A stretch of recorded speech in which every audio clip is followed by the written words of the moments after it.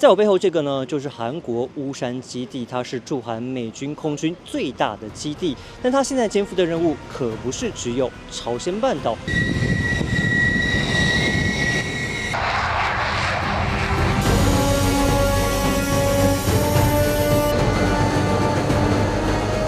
坐落于首尔南方64公里，乌山是距离韩国首都最近的驻韩美军空军基地。第51战斗机联队下辖 F-16战斗机中队、A-10攻击机中队，是抵御北朝鲜的重要空中防线。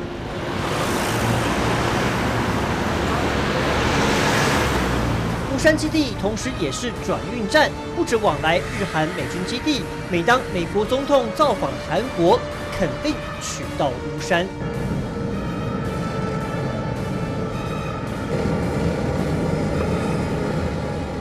2022年，美国参议员达克沃斯访问台湾，就是从乌山搭乘 C-17运输机。前美国众议院议长裴洛西旋风访台后，飞往韩国，也从乌山基地入境，驻韩美军基地默默牵起台美韩这条线。驻韩美军空军2个那个因过去okinawa还有那个加油，然后会来，这个什么意思？台海有问题的话，就从韩国驻韩美军的空军的基地过去okinawa加油，然后过去台湾的。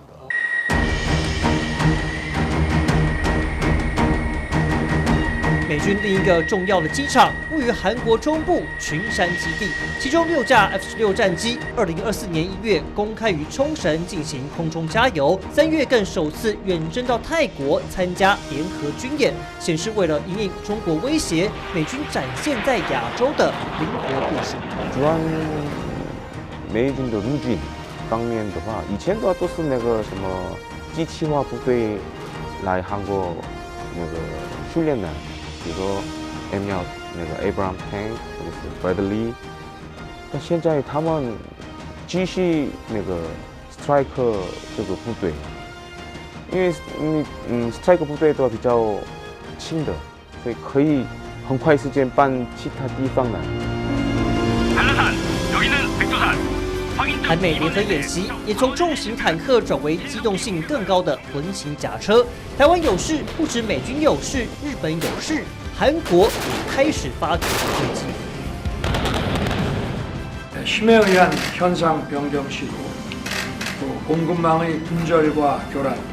식량과 에너지 안보 문제 등으로 세계의 평화와 안전이 도전받고 위협받고 있습니다. 韩国总统尹锡悦数次在国际场合强调台海安全，不仅因为台海航道左右韩国的经济命脉，还有黄海、东海、台海、南海的四海联动。台海有什么问题的话，应该中共他们让金正恩，你们有一点紧张，打韩国吧。中共跟北朝鲜，那个这边的这个韩国、日本、美国、台湾，这都是有一点联动，不是独立的。韩国空军有160多架的 F-16战斗机，美国想法都可能有韩国空军的 F-16比中华民国空军的哈喷也是韩国比较多，然后那个 M9、A 암람这样的，还有那个 J-DAM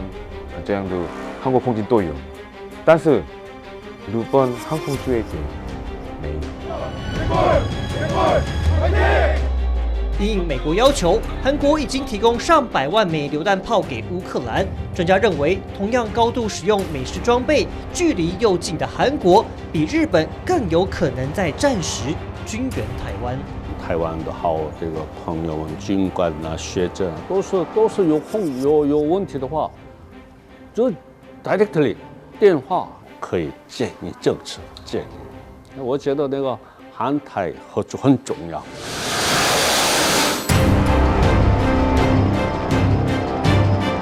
台海双边早就开启非官方的资讯交流，毕竟台湾有事也是韩国有事，朝鲜半岛有状况也牵动台海局势，巩固区域稳定，双边需要全面强化安全合作。